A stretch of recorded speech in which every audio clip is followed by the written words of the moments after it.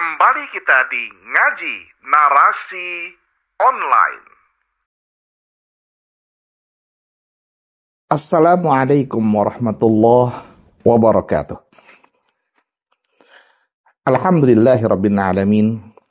Wassalatu wassalamu ala khairil mursalin. Sayyidina wa maulana Muhammadin wa ala alihi wa sahbihi ajma'in. Amma ba'du. Allahumma salli ala Sayyidina Muhammad tibbil qulub wa dawaiha wa sihhatil abadan wa afiyatiha wa nuril absar wa dhiyaiha wa qutil ajsad wa ghidaiha wa ala alihi wa sahbihi wa sallim. Sahabat Ngaji Narasi Online, alhamdulillah pada hari ini kita bersua kembali dan hari ini kita akan membahas hadis ke-61 ya dari bab muraqabah, senantiasa dalam pengawasan Allah.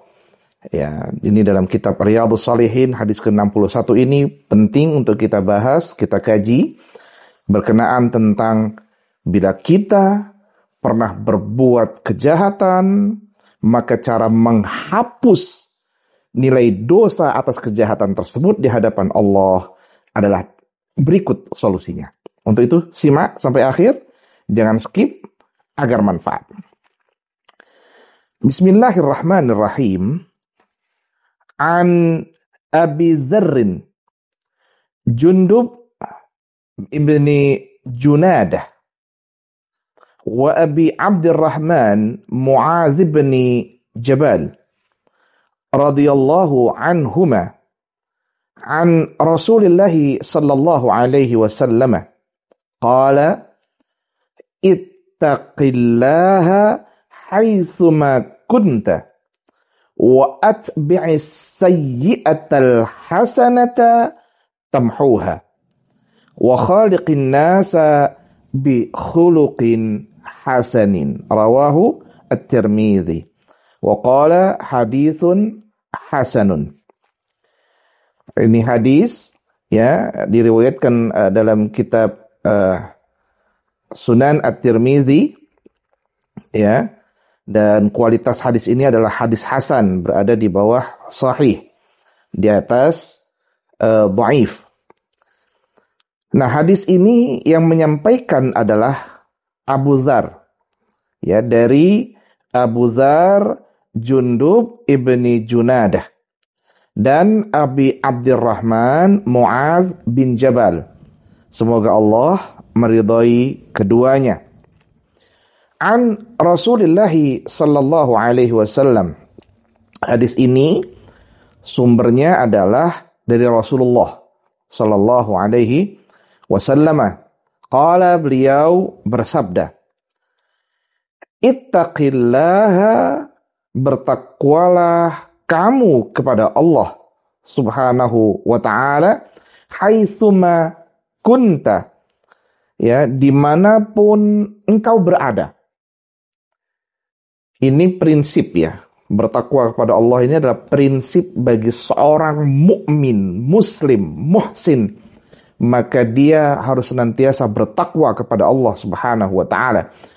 Bahkan ya, perintah takwa ini akan terus diulang-ulang oleh setiap Jumat bagi seorang khatib. Dan penyampaian perintah untuk bertakwa atau wasiat takwa itu adalah bagian dari rukun khutbah Jumat. Ya, karena bertakwa itu adalah imtitsalu awamirillah wajtinabu nawahihi, menjalankan semua perintah Allah tanpa harus menelisik mana perintah yang mudah untuk digunakan, mana yang susah ditinggalkan, dan meninggalkan semua larangan Allah tanpa harus menelisik, menelaah mana larangan yang mudah ditinggalkan, mana yang susah ya sudah dibiarkan. Jadi inilah pentingnya bertakwa kepada Allah. Ya, takwa ya dengan cara takut kepada Allah ya, dengan cara melaksanakan semua perintah Allah dan meninggalkan semua larangannya. Nah, dalam hadis ini Nabi mengawali untuk kita semua, ya, agar bertakwa kepada Allah Subhanahu wa taala haitsuma kunta, dimanapun kamu berada. Maka ada istilah orang itu baru dinilai paripurna bila dia bisa mengontrol dirinya dalam ketakwaan ketika dia sendiri. Ya, kalau orang menunjukkan diri bertakwa physically by aksesoris di hadapan orang banyak itu mudah. Tapi ketika dia berada di ruangan sendiri, di kamarnya, tidak ada orang banyak, tidak ada orang sama sekali, apakah dia masih bisa bertakwa atau tidak? Ketika iya, dialah insan yang paripurna. Maka Rasul memerintahkan, ya, wal aslu fil amri, ya, itu lil wujub, ya, perintah itu pada dasarnya menunjukkan perintah. Jadi kalau ada kewajiban, maksudnya perintah itu menunjukkan kewajiban, ya, lil wujub, untuk kewajiban kita menjalaninya. Apalagi perintah bertakwa, tentu ini wajib bagi kita semua yang mengaku sebagai seorang muslim. Wa atbi'is sayyi'atal hasanah tamhuha. Kalau kita pernah berbuat yang tidak baik, as-sayyi'ah, ya, perbuatan buruk, kejahatan, apapun itu di hadapan Allah, dia akan dinilai keburukan. Dia akan dinilai jahat. Nah, maka tidak sekedar dengan cara beristighfar kepada Allah, lalu kemudian, ya, dosa kejahatan itu, dosa keburukan itu akan hilang. Tidak. Ada cara setelah istighfar yang perlu dilakukan. Apa itu? Wa atbi'is sayyi'ata al-hasanata. Ikuti, ya, atau yang mudahnya itu adalah ketika kita berbuat tidak baik, berbuat jahat, berbuat buruk, hapuslah itu semua dengan perbuatan baik yang semisal. Ya, misalnya begini, kita ngomongin orang yang nggak baik. Kita ingat, astagfirullahaladzim, kita nggak boleh begini. Ya, kita minta maaf dan kemudian mengucaplah ucapan-ucapan yang baik selanjutnya yang tersampaikan kepada banyak orang.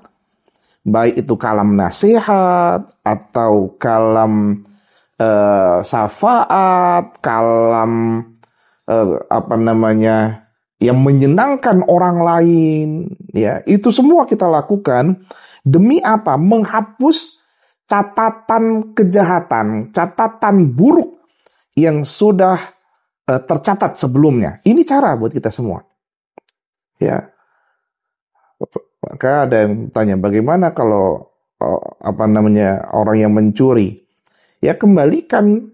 Kalau sudah nggak ingat lagi semakin banyak, ya, sedekahkan sebanyak-banyaknya harta itu. Ya. Apakah itu bisa menghapusnya? Kalau kita menggunakan hadis ini tentu. Kalau kita bersandar pada hadis ini, tentu. Tapi ingat, sebagaimana kita pembahasan tentang taubat, ya, dalam bab taubat, bahwa keburukan yang kita lakukan kepada sesama manusia hanya bisa dilakukan pengampunan dosa tersebut bila ia meminta maaf kepada orang itu. Ya. Dan kemudian juga mengembalikan bila itu urusan materi, urusan harta. Ya, kembalikan kepada orangnya. Nah, kalau semua kewajiban itu kewajiban awal. Ya, itu kewajiban awal. Nah, kalau kewajiban awal sudah dilakukan, maka step selanjutnya adalah buat kebaikan-kebaikan yang itu kebalikan dari perbuatan buruk yang telah dilakukan.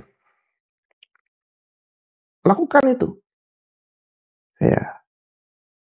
Bagaimana ucapan kita tidak lagi menghina, memfitnah, menggibah, tapi semuanya berubah menjadi ucapan baik, ucapan yang menyenangkan orang lain, ya. Sikap kita yang selama ini kasar kepada orang berubah menjadi sikap yang lemah lembut, ya, asyafaqah wa talattuf.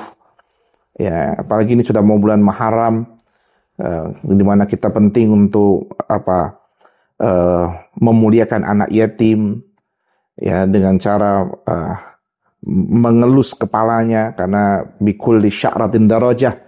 Ketika kita mengelus kepala anak yatim di Asyura, ya, jangan kemudian hanya Asyura saja, itu sebagai starting point tentang kebaikan itu, setidaknya pengingatnya ada di bulan Muharram, di tanggal 10 Muharram atau disebut dengan Asyura, mengelus kepala anak yatim, yang itu dimaknai dengan para ulama memaknainya yakni dengan sebutan asyafaqah wa talattuf. Ya, sikap baik dan sikap lemah lembut kepada mereka. Ya.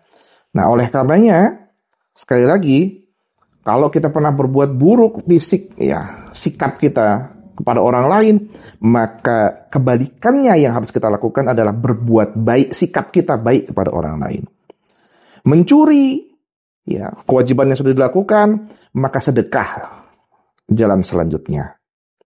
Ya, dan lain sebagainya. Itu tamhuha, karena itulah yang bisa menghapus catatan buruk itu di hadapan Allah Subhanahu wa taala. Ya, dan ini tentu Nabi nggak akan mungkin ngomong seperti ini kalau tidak didasari atas petunjuk Allah. Ya, kalau bukan petunjuk Allah nggak mungkin berani Nabi ngomong begini. Tapi karena Nabi adalah seorang utusan Allah yang ucapannya adalah wa ma yantiqu 'anil hawa in huwa illa wahyu yuha. Apa yang terlontar dari lisan Nabi itu hakikatnya adalah wahyu, baik wahyu tertulis maupun wahyu yang tak tertulis, maka kebenarannya 100%. Dan ini mengajak kepada kita semua bahwa orang yang membalikkan perbuatan buruk menjadi perbuatan baik, berarti dia merasa bahwa ia tengah dalam pengawasan Allah.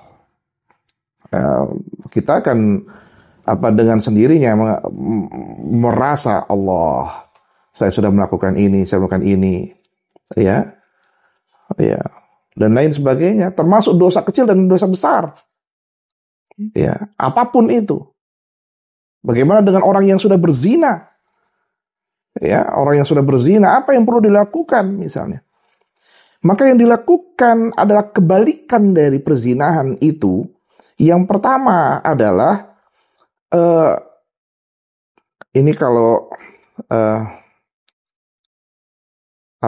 dalam Al-Quran itu kan disebutkan tidaklah menikah orang yang berzina kecuali dengan orang yang dizinai. Ya. Tapi apakah ini menjadi solusi? Ketika sudah ribut dan mengganggu harkat martabat, apakah itu menjadi solusi? Maka setidaknya solusi yang bisa kita lakukan, kalau dia melakukan perzinahan, itu adalah selain dengan perkawinan yang sah yang dilakukan, itu juga memberikan yang terbaik kepada banyak orang atas dosa perzinahan yang dia lakukan. Karena zina itu adalah perbuatan yang menghilangkan Allah dalam setiap perilakunya. Dia merasa dia tidak dalam pengawasan Allah.